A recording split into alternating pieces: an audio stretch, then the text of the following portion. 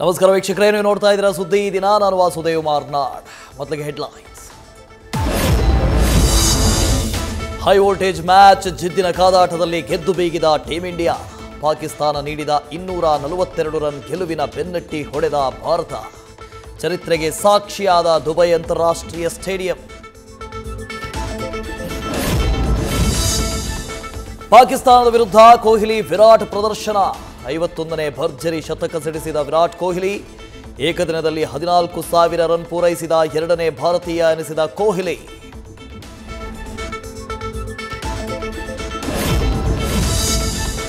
ಲಾವಾದಂತೆ ಕುದಿಯುತ್ತಿದೆ ಕಾಂಗ್ರೆಸ್ನ ಒಳಜಗಳ.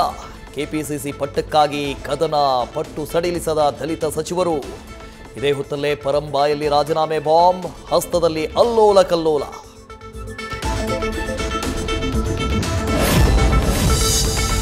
ಬೆಳಗಾವಿಯಲ್ಲಿ ಭಾಷಾ ಸಾಮರಸ್ಯಕ್ಕೆ ಕಿಡಿ, ಪ್ರತಿಭಟನೆಗಳ ಜ್ವಾಲೆ. ಕಂಡಕ್ಟರ್ ಮೇಲಿನ ಹಲ್ಲೆಯಿಂದ ಮತ್ತಷ್ಟು ಉದ್ವಿಗ್ನತೆ, ಸಾರಿಗೆ ಸ್ಥಗಿತ. ಇತ್ತ ನಾಡದ್ರೋಹಿಗಳ ತಾಳಕ್ಕೆ ತಕ್ಕಂತೆ ವಿವಾದದ ಫೈಲ್ ಟಚ್ ಮಾಡಿದ ಡಿಸಿ.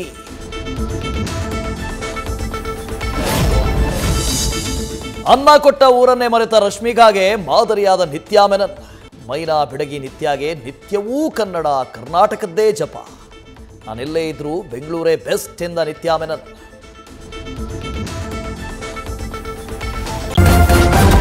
ನ್ಯೂಸ್ ಫಸ್ಟ್, ನಿರ್ಭೀತಿಯಿಂದ ನಿಮ್ಮ ಪರವಾಗಿ.